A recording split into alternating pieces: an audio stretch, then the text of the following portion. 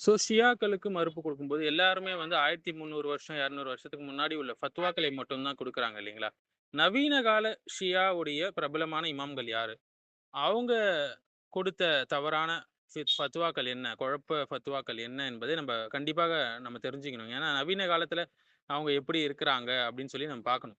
ஏன்னா நெறைய பேர் என்ன செய்வாங்கன்னா, திருந்திட்டாங்க. நவீன காலத்துல எல்லாரும் படிச்சுட்டாங்க, முன்னேறிட்டாங்க. முன்ன மாரி ஷியாக்களா அவங்க இல்லன்னு சொல்லி முட்டு குடுப்பாங்க.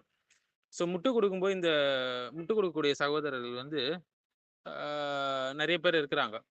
அ ஜமாத்தே இஸ்லாமி ஆகட்டும், இல்லாட்டி வந்து சம்மில் மஜீத் ஆகட்டும், இந்த சேனல்லாம் முட்டு குடுக்குறவங்க. நாங்க ஒரு பாலத்தை ஏற்படுத்துறோம்.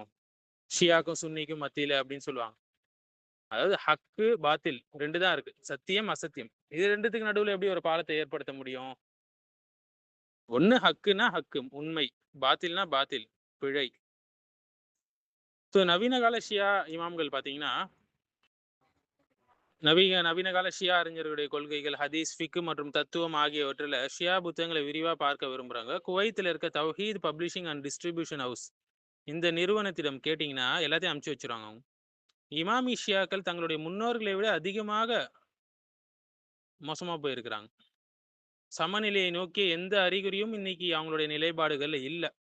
ஸோ இந்த விஷயத்துல சந்தேகம் உள்ளவர்கள் சமீபத்திய 6 முக்கிய ஷியா அறிஞர்கள் அபூபக்கர், உமர் குறித்து எடுத்த நிலைப்பாட்டை பார்ப்பதன் மூலியமா இப்ப என்ன ஸ்டாண்ட்ஸ்ல அவங்க இருக்காங்கன்னு தெரிஞ்சுக்க முடியுங்க. திருந்துட்டாங்களா, திருந்தலையான்னு. துஹ்ஃபத்துல் அவாம் மக்பூல் என்ற புத்தகத்துல மேலும் நம்ம துவா சனமி குரைஷ் சொல்லுவாங்க இல்லையா? தொழுகையில குரைஷ் ஷுடைய 2 விக்கிரகங்கள், 2 சிலைகளை சபிக்கக்கூடிய தொழுகைன்னு சொல்லி ஒண்ணு வச்சிருக்காங்க. துவான்னு ஒண்ணு வச்சிருக்காங்க. சனமி குரைஷ்ன்னு சொல்லி. ஸோ வந்து தவறாக அப்துல்லா இப்னு அப்பாஸ் அவங்களுக்கு ஒப்படைக்கப்பட்ட இந்த தொழுகையில, அபூபக்கர் மற்றும் உமர் இருவரும் குரைஷுடைய 2 விக்கிரகங்கள், 2 சிலைகள் என்று சபிக்கிறாங்க. அதேபோல 2 கலீஃபாக்களுக்கும் ஷிர்க் குற்றம் சாட்டப்படுது. அவங்களுடைய மகள்கள் ஆயிஷா, ஹப்ஸா அவமதிக்கப்படுறாங்க. இந்த தொழுகையை பின்வரக்கூடிய முக்கிய ஷியா அறிஞர்கள் ஆதரித்திருக்காங்க. யாரு? ஆயத்துல்லா முக்சின் அல் ஹக்கீம், ஆயத்துல்லா அபுல் காசிம் அல் கூயி, இவர் நஜஃப்ல வாழ்ந்தவர். அல் பயான் ஃபி தஃப்சீர் இல் குரான் அதனுடைய நூலாசிரியர் இவர். ஆயத்துல்லா ரூஹுல்லா அல் கொமைனி கஷ்ஃபுல் அஸ்ராரை எழுதியவர். இவர்லாம் ரொம்ப ஃபேமஸ், நமக்கு தெரியும். இதில் அபுபக்கரை தவறு, உமரை மறுப்பவர் என்று கூறுகிறார். மேலும் ஆயத்துல்லா மஹ்மூத் அல் ஹுசைனி அல் ஷஹ்ருதி, அப்புறம் ஆயத்துல்லா முஹம்மது காசிம் ஷரியத் மதாரி, மேலும் தலைமை அறிஞர் அலி தக்கி அல் தக்வா கொமைனி, இவங்கெல்லாம் இதுல வந்து ஒப்புதல் கொடுத்துக்கிறாங்க. அப்ப இவங்களுடைய நிலைப்பாடு பாத்துங்க, திருந்திட்டாங்களா, திருந்தல இன்னும். அல்லாஹ் இவங்களுக்கு ஹிதாயத் தரணும்னு நம்ம கேட்டுக்கிறோம். ஆயத்துல்லா கொமைனி அவர்கிட்ட கேக்குறாங்க,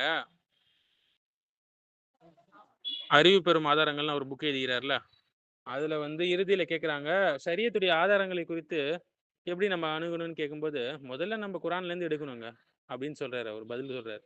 அதற்கு பிறகு கீழ்கண்ட 4 புத்தகத்துல இருந்து எடுக்கணும்ன்றாரு. 4 புத்தகமும் மோசமான புத்தகம். அல் காஃபி முகமது இப்னு யாக்கூப் அல் குலைனி எழுதினது. 329 ஹிஜ்ரிகள்ல மரணமானவரு.